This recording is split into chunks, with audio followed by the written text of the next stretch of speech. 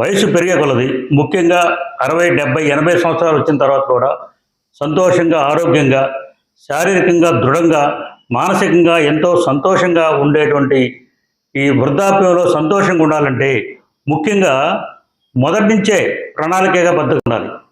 అంటే 50 సంవత్సరాల తర్వాతే మనం ముఖ్యంగా కొన్ని విషయాల మీద, ముఖ్యంగా 5 విషయాల మీద దృష్టి కానీ పెడితే వృద్ధాప్యంలో మనం సంతోషంగా, ఆరోగ్యంగా, ఎవరి అవసరం లేకుండా సొంతంగా స్వయంగా జీవించే అవకాశం ఉంటుంది.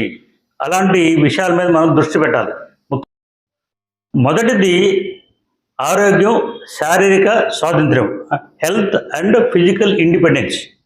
అంటే మనం వయసు పెరిగే కొలది ఆరోగ్య సమస్యలు, ముఖ్యంగా డయాబెటీస్ కానివ్వండి, బీపీ కానివ్వండి, గుండె సంబంధించిన, కీళ్ళకు సంబంధించిన, ఊపిరికి సంబంధించిన ఈ రకరకాల ప్రాబ్లమ్స్ వయసు పెరిగే కొలది వచ్చే అవకాశం ఉంది.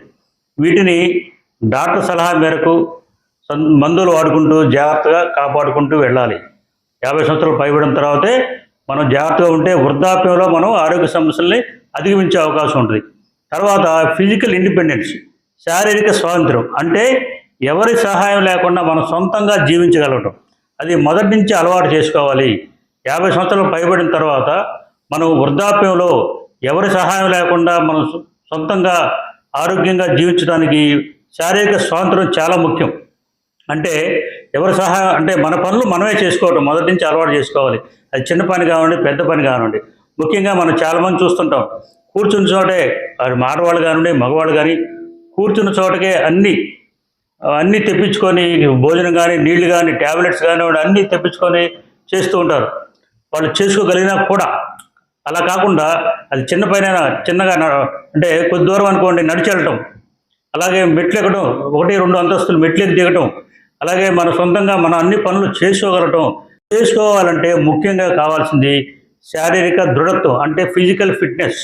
అంటే మనం ఈ 50 సంవత్సరాల దగ్గర నుంచే మనం ఈ ఫిజికల్ ఫిట్నెస్ అని మెయింటైన్ చేయగలిగితే వృద్ధాప్యంలో 70, 80, 90 ఏళ్ళు వచ్చినా కూడా మనం ఫిజికల్గా ఫిట్గా ఉంటాం. కాబట్టి మొదటి నుంచే ఆ శారీరక వ్యాయామం మీద దృష్టి పెట్టాలి.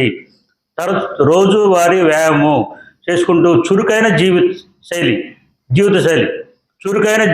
కావాలి. చురుకైన కదలికలు, మన శరీరం కదలికలు కూడా చాలా షార్ప్గా, యాక్టివ్గా ఉంటే మనం భవిష్యత్తులో వృద్ధాప్యంలో మనం ఎవరి మీద ఆధారపడకుండా మనం సొంతంగా మనం చేసుకోగల అవకాశం ఉంటుంది. కాబట్టి శారీరక దృఢత్వం, అలాగే మానసికంగా కూడా దృఢంగా ఉండాలి. తర్వాత మన పనులు అన్నీ కూడా అంటే సహాయం, ఇప్పుడు ఇంట్లో ఉంటాం, ఇంట్లో వాళ్ళకి మనం కూడా చిన్న చిన్న సహాయాలు చేస్తూ, తర్వాత మనం బజారు పనులు కానీ అవన్నీ కూడా మనమే సొంతంగా చేసుకోవడం అలవాటు చేసుకొని శారీరక వ్యాయామం మీద దృష్టి పెట్టి ఫిజికల్ ఫిట్నెస్ అనేది కోల్పోకుండా జాగ్రత్తగా మనం ప్లాన్ చేసుకోవాలి.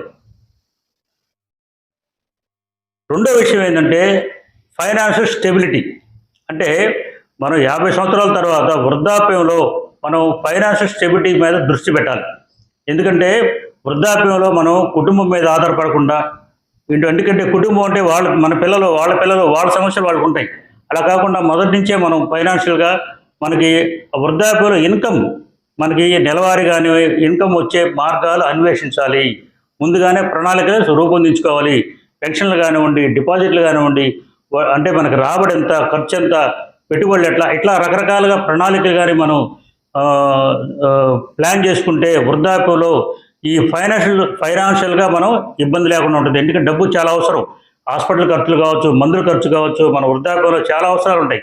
కాబట్టి మన సొంత ఖర్చులు కావచ్చు, వీటికి ముందు 50 సంవత్సరాల తర్వాత నుంచే ముందు మనం ప్లాన్ చేసుకోవాలి. అంటే నెలలా మనం ఆదాయం వచ్చే మార్గాలను, వనరులని మనం రూపొందించుకొని జాగ్రత్త ఉంటే మనం ఎవరికి సమస్య కాదు, ఎవరికి మనం భారం కావనే విషయాన్ని మనం గ్రహించి మనం ముందు నుంచే ఈ ఫైనాన్షియల్ స్టెబిలిటీ. నెక్స్ట్ మూడవది, మనం వయసు పెరిగే కొలది అంటే మన వృద్ధాప్యంలో కావాల్సింది ఏంటంటే మానసిక ప్రశాంతత. ఆ మానసిక ప్రశాంతత, పీస్ ఆఫ్ మైండ్. ఆ పీస్ ఆఫ్ మైండ్కి మనకి వృద్ధాప్యంలో పీస్ ఆఫ్ మైండ్కి కావాలంటే ముందు నుంచే 50 సంవత్సరాల నుంచే మనం అలవాటు చేసుకోవాలి. ఎందుకంటే అత్యాశగా పోకూడదు. ఆశ అనేది చాలా చెడ్డ అలవాటు. మనం ఆశగా పరిగెత్తడం అనేది అది కూడా మంచిది కాదు. కానీ అంటే ఒక ఒక ధ్యానం కానివ్వండి, ఆధ్యాత్మికంగా కానివ్వండి, మనం కానీ ఇలాంటి వాటిని మనం అలవర్చుకొని మానసిక ప్రశాంతత కోసం ముఖ్యంగా ఆ వయసు పెరిగే ఏమవుద్ది, కుటుంబ సమస్యలు, ఆర్థిక సమస్యలు, ఇలా రకరకాల సమస్యలు మన వృద్ధాప్యంలో మనల్ని వేధిస్తాయి. కాబట్టి ముందు నుంచే మనం ఆ ప్రశాంత జీవితం కోసం కుటుంబ సభ్యులతో మనం అన్యోన్యంగా ఉండాలి. తర్వాత బంధువులతో కూడా అన్యోన్యంగా ఉండాలి. అట్లాగే కుటుంబ సభ్యులుగా నుండి వాళ్ళ నుంచి మనకి సహాయ సహకారాలు అందేట్టు ఉండాలి. సో మనం వాళ్ళకి సహాయ సహకారం అందించాలి. ఇలా రకరకాలుగా పీస్ ఆఫ్ మైండ్, ఆధ్యాత్మికంగా కానీ, ధ్యానం కానివ్వండి, వ్యాయామం కానివ్వండి, మానసిక ప్రశాంతత కోసం మనం ఆ వృద్ధాప్యంలో ప్రశాంతంగా ఉండాలంటే మొదటి నుంచి కూడా మనం జాగ్రత్తలు తీసుకోవాలి. తర్వాత 4వది అంశం ఏంటంటే ముఖ్యంగా దృష్టి పెట్టాల్సిన అంశం ఫ్రెండ్స్ అండ్ సోషల్ రిలేషన్స్. మనం అంటే కుటుంబ సభ్యులతోటి అలాగే ఫ్రెండ్స్, ఎందుకంటే మనకి ఏదైనా అవసరం వచ్చినప్పుడు కానీ, కష్టాలు ఉన్నప్పుడు ముందు అందరికంటే ముందు ఉండేది బంధువుల కన్నా ఫ్రెండ్స్ ముందుంటారు.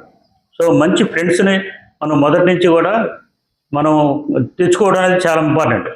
మంచి ఫ్రెండ్షిప్ను కోరుకొని మంచి ఫ్రెండ్స్ తోటి మనం స్నేహం చేస్తే వాళ్ళతోటి మనం, ఎందుకంటే మనం ప్రతి విషయం వాళ్ళతో చర్చించుకునే అంత చనువు ఉండాలి. వాళ్ళతో మనం రోజువారీ ఏదైనా మాట్లాడినప్పుడు కానీ, కలుసుకోవడానికి కానీ ఏరా పోరా అనుకునే అంత చనువు ఉండేటువంటి ఫ్రెండ్స్ ఉంటే అది చాలా ముఖ్యం. తర్వాత వృద్ధాప్యంలో ఒంటరి జీవితం చాలా దుర్భరంగా ఉంటుంది. వృద్ధాప్యం వచ్చేటప్పటికి మనకి ఫ్రెండ్స్ అనేది బాధ చెప్పుకోవడానికి కానీ, మనకి ఏదైనా అవసరం ఏదో సహాయపడటానికి కానివ్వండి, ఫ్రెండ్స్ అనేది చాలా ముఖ్యం. అలాగే కుటుంబ సభ్యులతో కూడా మనం మంచి రిలేషన్స్ మెయింటైన్ చేయాలి.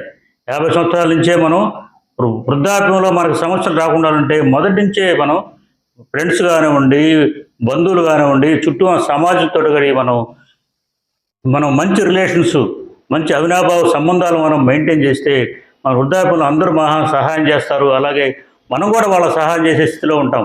కాబట్టి ఎందుకంటే మంచితనంలో కానీ, మన బాధల్లో కానీ అందరూ మనకి సహాయ సహకారం అందించాలంటే ఆ సోషల్ రిలేషన్స్ చాలా ముఖ్యం. అవి మెయింటైన్ చేయాలి. 5వ అంశం ఏంటంటే contribution and purpose of life అంటారు. అంటే మనం సహాయం, మనం కేవలం స్వార్థంగా కాకుండా మనం నిస్వార్థంగా, అంటే అటు కుటుంబానికే కాదు సమాజానికి కూడా మనం సహాయ సహకారం అందించేట్టు ఉండాలి. ఎందుకంటే పుట్టాము, పెరిగాము, చనిపోయాము అంటే జీవితానికి సార్థకత లేదు. ఒక జీవితానికి అర్థం, పరమార్థం ఉండాలంటే మనం ఒక లక్ష్యంతో మనం పనిచేయాలి. ఒక లక్ష్యం ఉండాలి.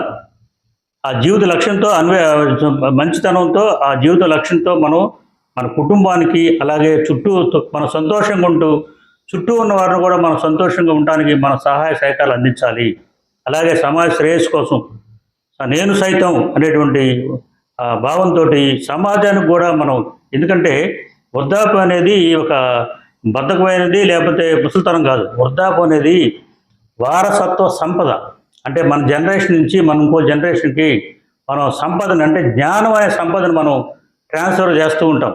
మన పెద్దల నుంచి వచ్చిన జ్ఞానాన్ని గురించి మనం తరతరాలకి అభివృద్ధి చెందుతూ వస్తున్నాం. అంటే మనం 50 సంవత్సరాలు పైపోయిన తర్వాత అందరూ మనం ముఖ్యంగా వృద్ధాప్యంలో సమాజం కూడా మనల్ని ఎంతో గౌరవిస్తుంది. మనం సమాజానికి ఉపయోగపడే పనులు చేస్తే అన్ని సమావేశాలు, సభలు, సహాయ కార్యక్రమాలు అన్నింటిలో పాల్గొంటూ మన వంతు మన సమాజానికి, కుటుంబానికి అన్నిటికీ బ్యాలెన్స్ చేస్తూ మనం కానీ జీవితం సాగిస్తే ఈ సమాజం మనం గౌరవిస్తుంది, కుటుంబం గౌరవిస్తుంది. కాబట్టి మన వంతు సమాజ సేవలో కూడా ఉంటే అప్పుడే జీవితం ధన్యమవుతుంది, సార్థకత వస్తుంది. కాబట్టి ఈ విషయం మీద కూడా దృష్టి పెట్టాలి.